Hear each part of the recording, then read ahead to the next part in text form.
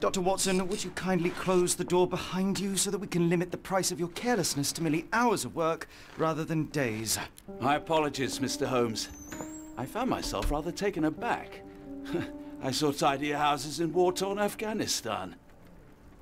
Are those my surgical needles? I ran out of tacks and the matter required immediate attention. Was that my supper? Plainly not, for I was the one who ate it. I set it aside for this evening. And for that I am grateful. Is that my bed? Watson, since you've proven yourself a master of observation, might I ask you to apply your skills to a more pertinent question? Namely, the whereabouts of today's newspapers. They are the key to everything. The newsboy is usually reliable. Medically speaking, I often find that the key to everything is good sleep. In a bed. Your papers are here, on the table.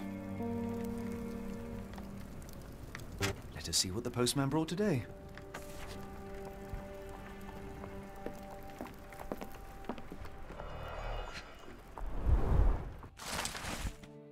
Local gossip, all of it uninteresting. Your order from Barnes' bookshop has arrived, Doctor. Barnes insists on delivering the books to our door, even though we could easily walk to his shop. That's good service. Another letter from Werner. I never reply, but they keep coming.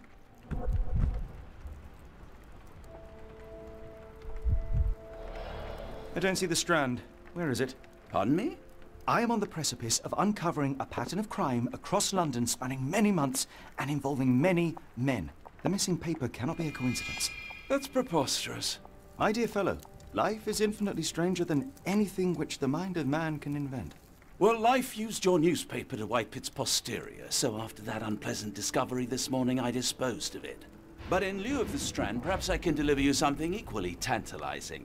I have just returned from a patient of mine, Captain Stemwick, who... No, that will not do. Grab your coat, Dr. Watson. Let us hope nobody has collected the dustbin.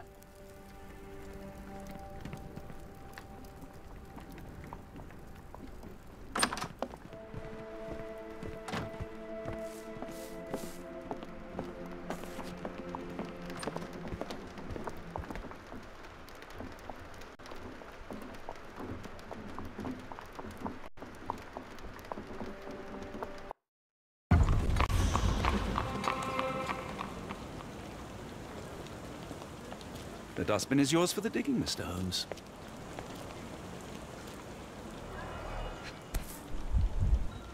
A cactus spine. If it gets in your skin, it's awfully tricky to remove, and when laced with poison, the perfect assassination tool.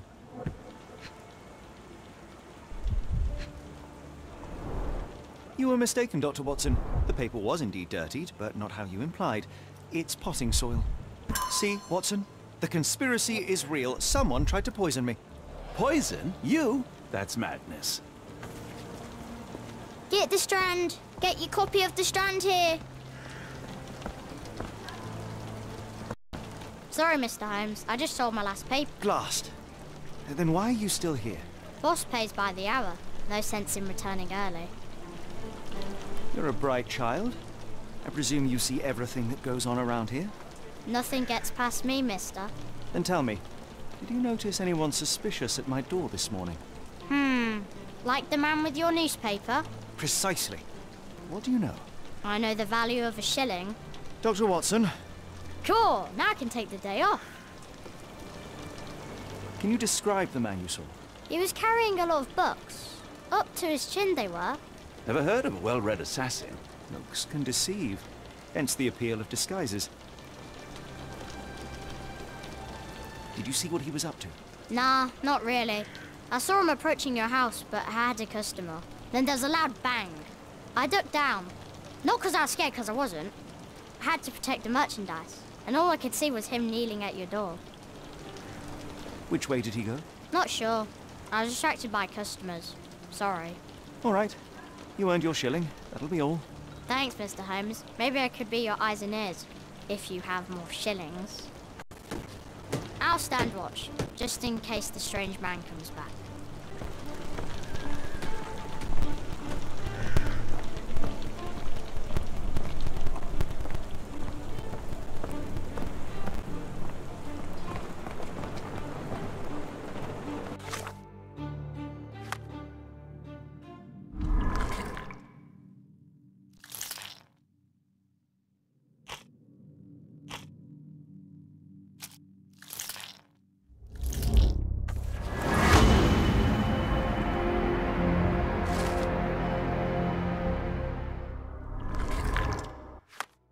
Come now, Mr. Holmes. Murder?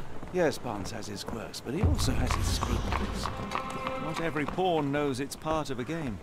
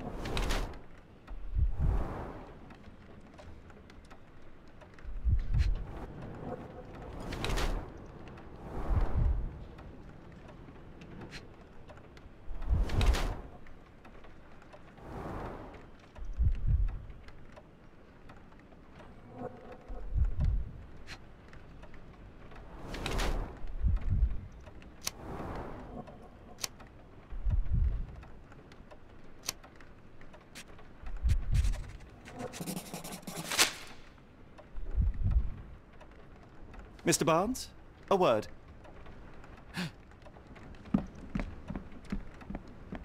Ah, for goodness sake.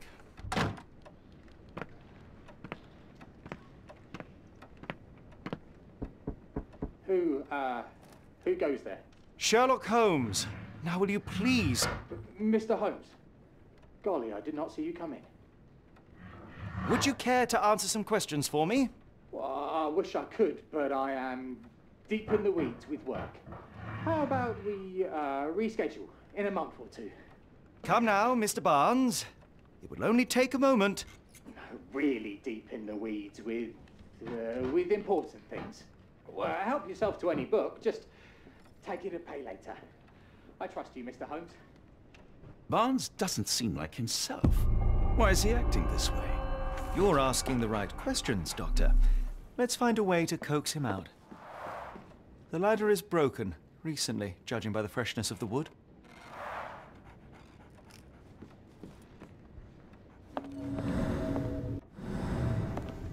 So, Barnes has a dog now. Who's a good boy? Please come back later.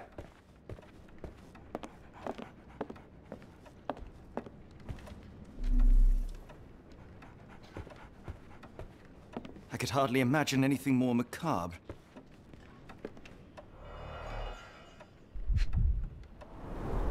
Basics of cryptoanalysis, cryptography in Egypt. It appears Barnes has an interesting hobby.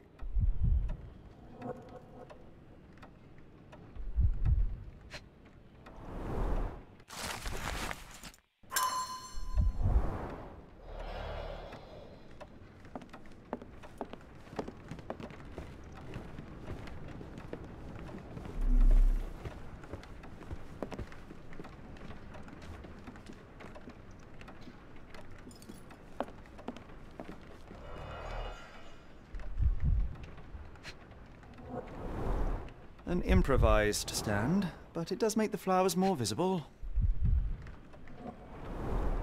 In the language of Mycroft's secret agents, it's a sign. Dried flowers are replaced when the job is done. I wonder who the recipient is. The finest view London has to offer.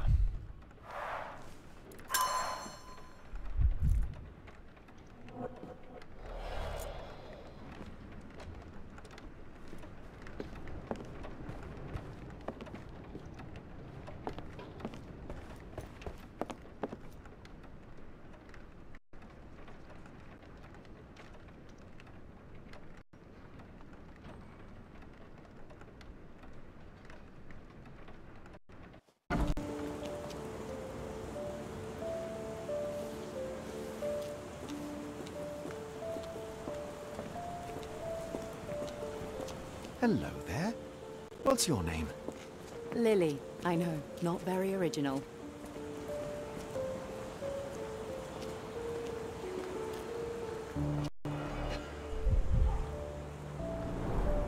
Encouraging people to stop and smell the roses?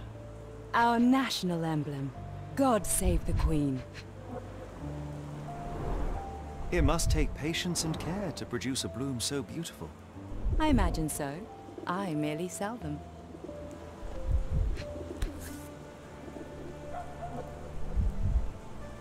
A familiar spine? Is this what I found in my dustbin? pot is damaged. The blow was severe, but softened by something.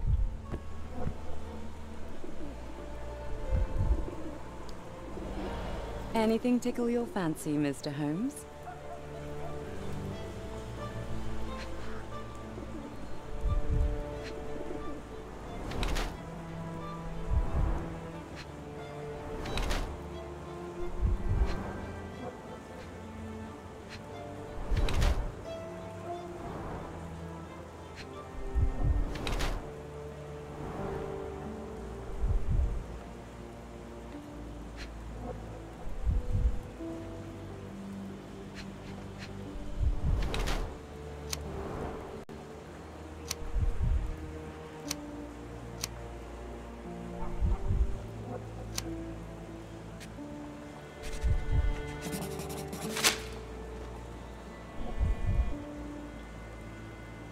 Mrs. Fleming, you look particularly lovely today. Is there a reason? Does a woman need a reason to look or feel beautiful? No, but your distant look suggests you seek one man's gaze in particular. Who told you that? Nobody. Merely a keen eye and some simple deduction. Well, I'll kindly ask you to keep your keen eye to yourself, Mr. Holmes.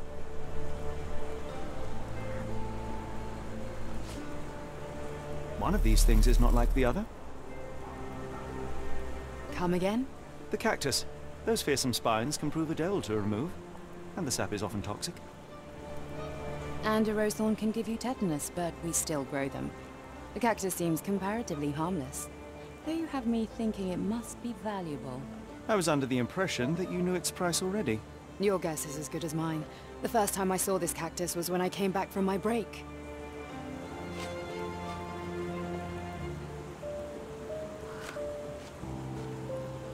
What do you make of the flowers in Barnes' shop window? Well, they could use a bit of water. Do they mean anything to you? Mean anything how? I'm not sure I follow, Mr. Holmes. Why do you think they're there? Are you suggesting the flowers are for me? It seems likely, does it not? Oh, I hope you're right. Are you familiar with Mr. Barnes? Yes. No, not really. Well, in a way. What on earth does that mean?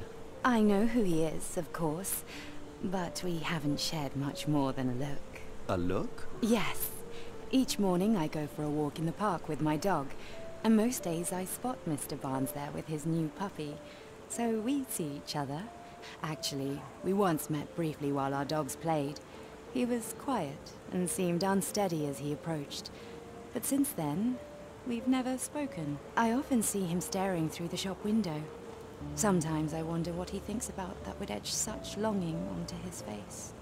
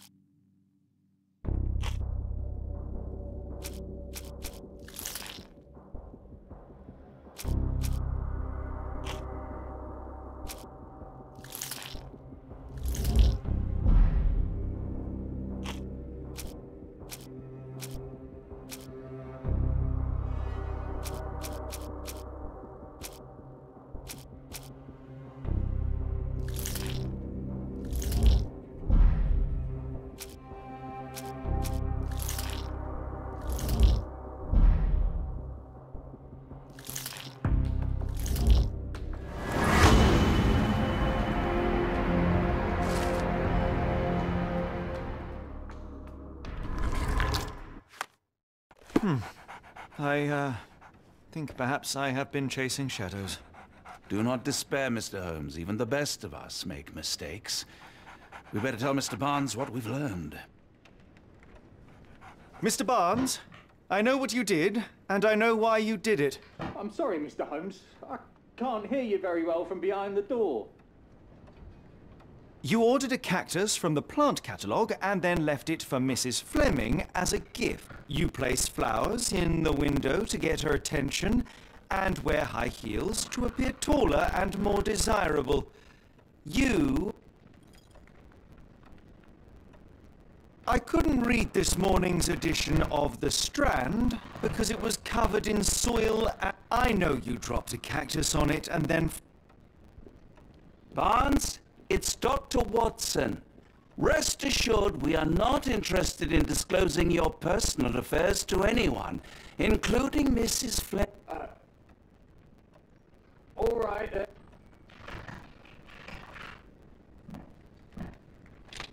So, you know what happened then? I was on my way back from the post office, having picked up It was quite an awkward package, heavy too, and when I got to your door, I dropped the cactus in your paper. I needed that paper to prove a theory and prevent a crime. Your actions, your clumsiness carrying the post is matched only by the clumsiness of your... Oh, it's true. I am useless with this sort of thing. I'm not even sure if Mrs... As in most things in life, truth is the answer. Cease with the obtruse signals and anonymous gifts. And what is the worst that can happen? She rejects you, and you are freed from this end... That... Yes, you are correct, of course. I do have a slight tendency to overthink things. So, at last, we return to the matter of the paper. I'm investigating a string of burglaries. Did you perhaps read of any before? I don't recall, but you're welcome to read our copy for yourself. You had an issue of The Strand here all along? Well, naturally. I am a bookseller. I have a subscription to every magazine and newspaper in London. So you ought to be familiar with the concept of burying... Oh no, my apologies, Mr. Holmes. I'll make it up to you however I can. I am an expert on obscure languages. Yes, okay. Just give me the... Come, Dr. Watson. Let us put this matter behind us. Farewell, Mr. Barnes. I hope to hear good news about you and Mrs. Fleming.